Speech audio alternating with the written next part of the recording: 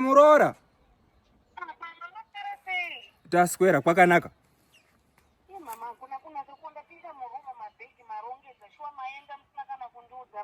Kana Murora ndingambogari matumba rumba. Handizivi kuti chimira tibvunzane mwanangu.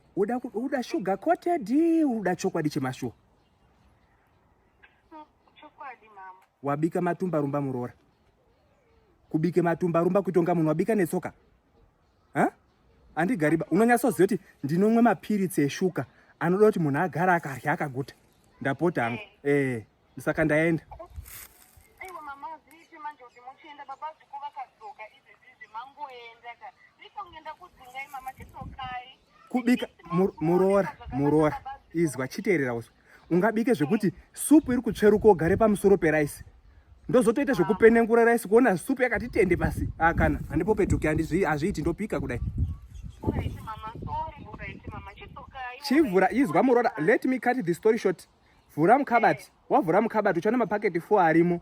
2 machicken, 2 mabeef eroico ndo handakusira sepresent. Zvekuzodziswa bika uchadzidziswa. Ingatadza kuzvisa mudumbu sei uchingoti ukasasa wakutobura. Yanga yaibva nangwai. Roiko iri organic. Ayo ukadaro manje ndakutoshupana. Uruziya kuti izvizvi kuti baba ako haaryi kana kumaraini. Nenyaya yeroiko iyo. Ndikanga ndafurayi kudai. Haaryi kana kumaraini chako chako unopetukomba uzivi. Kana anyadhakwa sei pamusiwomba ndo panoona kati go. Inyaya yeroiko. Uruzwa? Roiko iri organic. Yakatanga pamako ya Christmas makazomudumbu ere. Andina mama.